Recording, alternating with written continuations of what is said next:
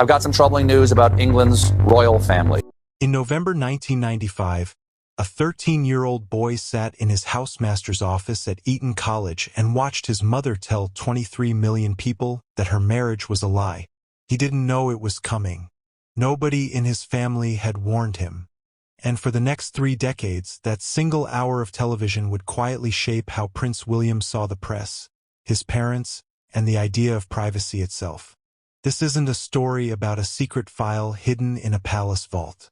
It's something more unsettling, because it's real. It's the story of how one interview, and the deception behind it, left a wound that a future king is still, by his own account, dealing with today. If you follow the royal family, you've probably seen dozens of videos claiming some hidden memo or secret letter from Diana has just surfaced. Almost none of them are real. But the actual, documented history is honestly more interesting, because it's backed by biographers, official inquiries, and William's own words. Today we're going through what really happened, what Diana was actually worried about, and why William has spent years trying to get the full truth out into the open. If you're into royal history told straight, with the sourcing to back it up, stick around and consider subscribing. There's more of this coming. To understand the 1995 interview, you have to go back a bit further. By the early 1990s, Charles and Diana's marriage had effectively collapsed in public view. Andrew Morton's 1992 book Diana, Her True Story, which we now know was written with Diana's own secret cooperation, laid out her unhappiness, her struggles with bulimia, and Charles's ongoing relationship with Camilla Parker Bowles. The couple formally separated that same year and divorced in 1996. Through all of it, William and Harry were still children. William was 10 when the separation was announced.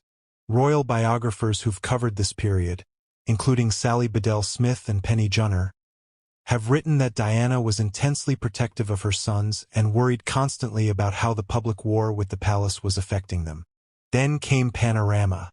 On November 20th, 1995, BBC journalist Martin Bashir sat down with Diana at Kensington Palace for what became one of the most watched interviews in British television history. She spoke openly about Charles's affair, telling Bashir in a line that's now famous. Site index equals 10-1. There were 3 of us in this marriage, so it was a bit crowded. /site.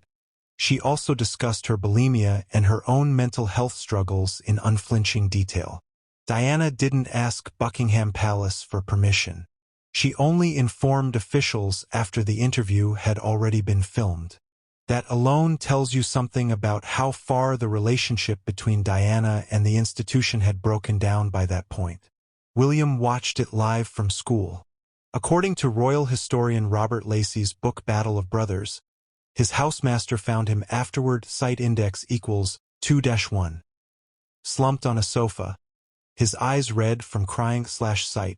Biographer Penny Junor described his reaction in the aftermath as angry and stunned. Harry, only 11 at the time, reportedly refused to watch it at all. That's worth sitting with. A teenage boy, essentially blindsided, watching his mother discuss the most painful details of her marriage on national television, with no warning and no say in the matter.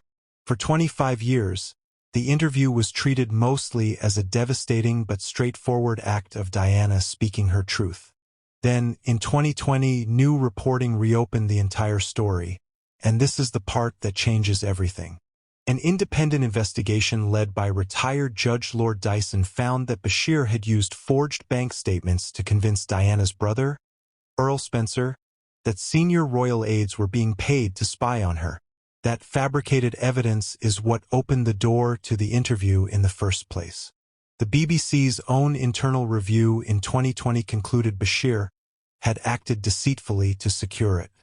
In other words, the interview that shaped William's adolescence, that pushed the royal family into crisis, that his mother gave partly out of fear that people around her couldn't be trusted, was itself obtained through a lie designed to prey on exactly that fear. When the Dyson report came out in 2021, William didn't stay quiet. He released a public statement. His own words on the record, not a leaked private conversation. saying the deceitful methods used to obtain the interview had substantially shaped its content, and that it brought him what he called indescribable sadness to know the BBC's failures had contributed to his mother's fear, paranoia, and isolation in her final years. Harry released a similarly pointed statement the same day, calling their mother resilient, brave, and honest, and saying the culture that produced the interview ultimately cost her life. That's not speculation. Those are direct, published statements from both princes, given the same day the report was released. What makes this story bigger than a single scandal is what it reveals about William specifically. Multiple biographers and William's own public statements over the years point to the same pattern. A strong distrust of the press that traces directly back to watching what happened to his mother. It's part of why he and Catherine have been notably guarded about their children's exposure to media. It's part of why William pushed years later for a formal investigation into how the BBC handled the original complaints in 1995, complaints that, had they been taken seriously at the time, might have let Diana know she'd been manipulated while she was still alive. There's also a quieter thread here worth mentioning. Diana's own approach to raising William. She was known for breaking royal convention by taking her sons to fast food restaurants, theme parks, and homeless shelters, deliberately, according to those who knew her, to keep them grounded and aware of ordinary life outside the palace walls. Friends and biographers have described this as her way of trying to protect William's sense of self before he ever had to become king. That's a documented, consistent theme in how she's been written about. Not a single secret letter, but a whole approach to parenting under enormous public pressure. So where does that leave things now? There's no sealed memorandum waiting to be found. No dramatic locked-door confrontation. What there is a well-documented chain of events.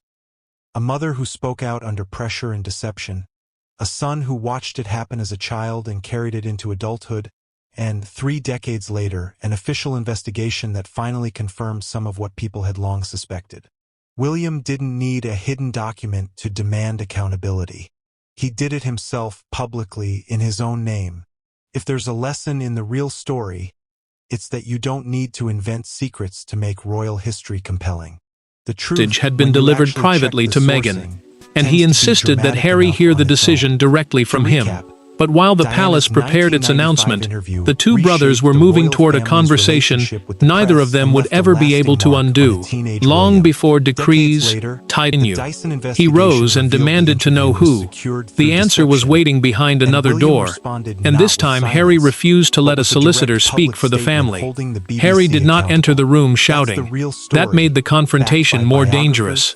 He walked in carrying a copy of the letter, placed it between himself and William, and asked one question. When did you know? The prince looked down before answering. For two brothers who had survived public grief, private resentment, and years of distance, that hesitation carried more weight than anger. Harry had come for a date. Instead,